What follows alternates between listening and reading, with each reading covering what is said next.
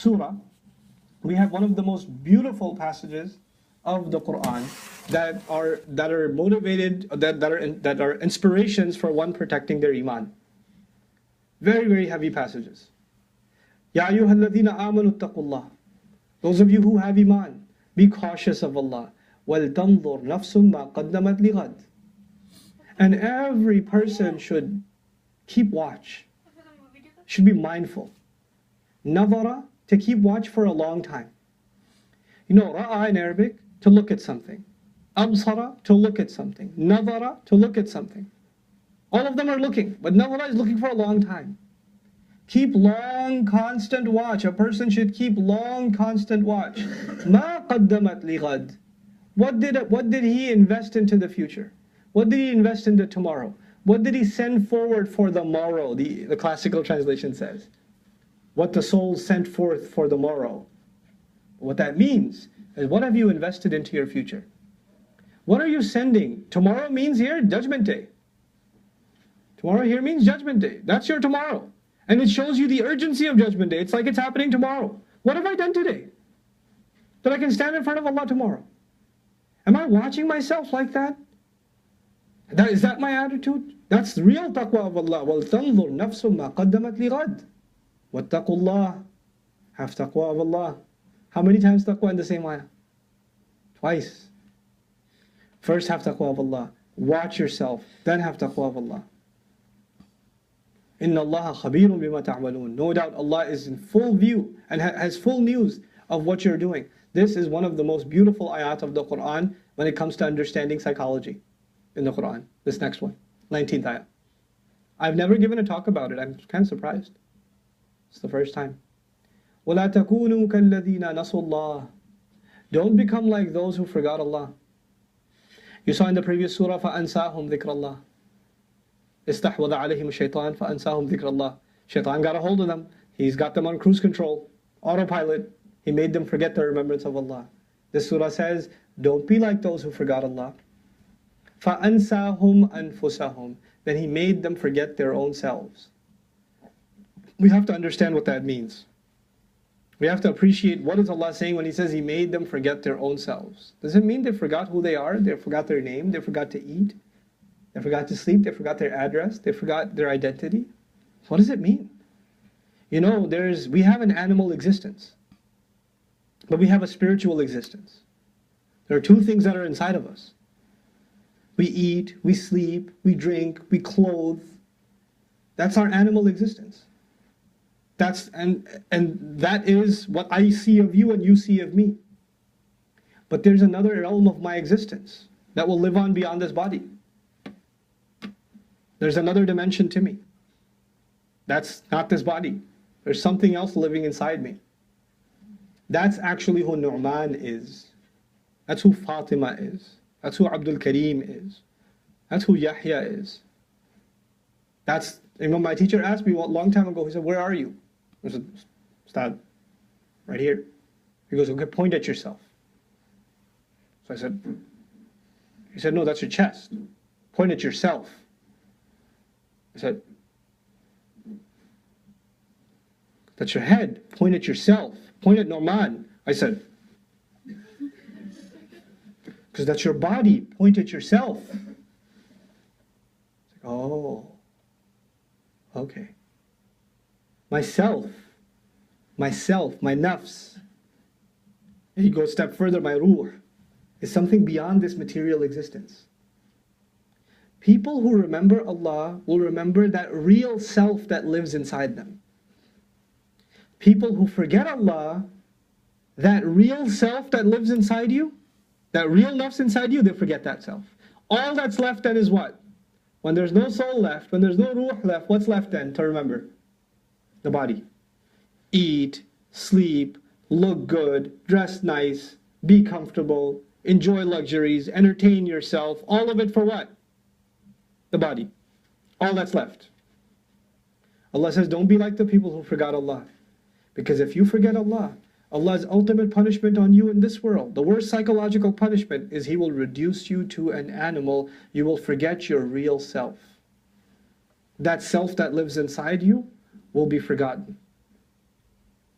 And you know, how can you take care of someone you don't even remember?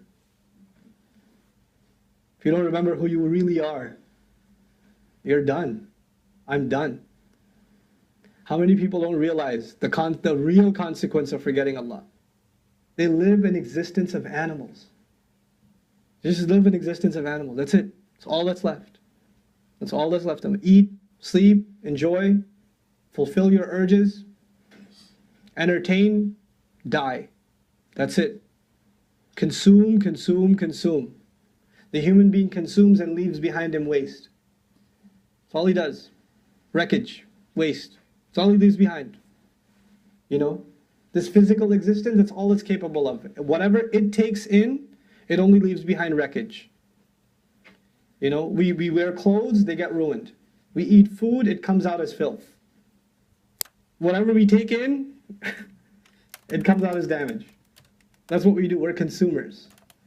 Our ruh, however, when it consumes good, when it consumes real food, good comes out. Good comes out. Allah says, don't be like people who forgot Allah.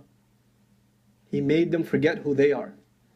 He made them forget that deep, that profound existence inside them. By the way, when Allah Azza wa Jal created our bodies with what ingredient? Soil. He did not command the angels to make sajda.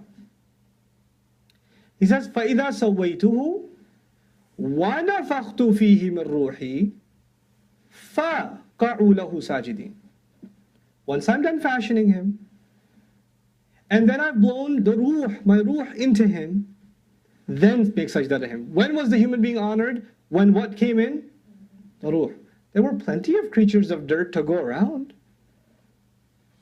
There's plenty of that to go around.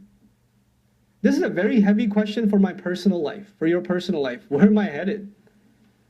People have midlife crisis, right? Have midlife crisis. 40 years old, I'm about to die. No, man, your body is going to die. Your ruh is going to live on. And we should have our midlife crisis at youth. I'm young now, which means I'm a teenager now, which means I am the most answerable to Allah. These are the most valuable. This is when my body wants the most out of me. And this is when I will bankrupt my soul. I should be most worried now, when I am capable of just completely being oblivious to the needs of my soul. وَلَا تَكُونُوا كَالَّذِينَ نَسُوا اللَّهَ فَأَنْسَاهُمْ أَنفُسَهُمْ أُولَٰئِكَ هُمُ الْفَاسِقُونَ. Those are the inherently corrupt. You know what fisq in Arabic? You know, fisq and fasad? For something to go bad, rotten, violate. You violate yourself in this ayah. You violated the sanctity that Allah had put inside you. This beautiful ruh Allah gave, and you know what we do? We take it and we trap it inside our heart, and we wrap our heart with this hard surface of rock, of desires, of jealousy. We just let that soul just suffocate deep inside. And don't let it out. Don't let it speak. Your conscience is killed.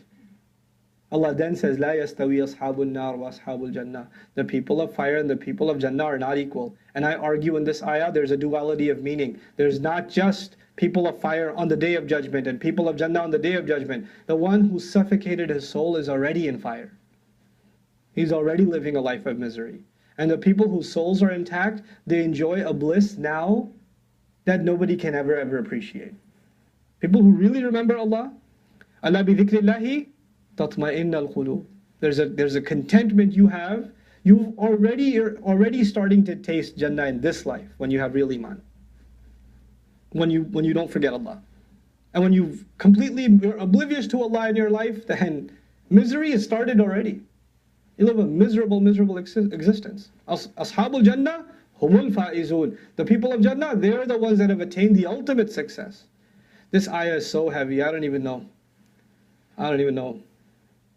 لو أنزلنا هذا القرآن, had we sent down this Quran, على جبل, had we sent this Quran down on a mountain. You know, in Surah Al-A'raf, Musa alayhi salam wanted to see Allah. Allah Azza wa Jalla says, لن تراني, you can't see me. But if you want to appreciate something, Allah showed a little bit of His tajalli. Little bit of His glory. He showed it to what? You know? He showed it to a mountain. What happened to the mountain? It exploded. وَخَرَّ مُوسَى صَعِقًا. Musa fell unconscious. Allah says, if we sent this Quran on a mountain, what did Allah send the Quran on? Hearts. The heart of the human being. And what contains the heart? What's contained inside the heart? The remembrance of Allah. Allah says, if we sent this Quran on a mountain, لَرَأَيْتَهُ خَاشِعًا, you would have seen the mountain turn soft. Khushu' literally means of your muscles to relax out of fear. That's what khushu' means. You get numb. You will see the mountain starting to melt. مُتَصَدِّعًا, implode, explode, tear up. مِنْ خَشِيَةِ اللَّهِ, from the fear of Allah. That's the fear of Allah that the Qur'an's revelation the effect it would have on a mountain. And how is it? It's the same Qur'an. Same Qur'an that we're listening to in Taraweeh, that we're listening to in the car. And this rock inside is harder than any mountain, doesn't explode. Nothing happens. You know when rock explodes, water comes out? You know that? When rocks tear open, then what came out in the Qur'an? Waterfalls, right? انفجرت فانفجرت منه 12 عينا. Rocks break open, water comes out. When this rock breaks open, what comes out? Tears. Tears. How come this rock's not opening? How come this word of Allah is being read? You and I are listening to it. Nothing. No movement. And Allah Azza wa Jal showed His own glory to a mountain, it couldn't take it. And in the case of our messenger, he says that glory is manifest in his word. The word of Allah has that glory that I'm giving you exposure to. Min khashyatillah. The previous ayah, the discussion was those who forget Allah, Allah makes them forget themselves. Remember that? Those who forget Allah, Allah makes them forget themselves. And this Qur'an came to remind you of your true self.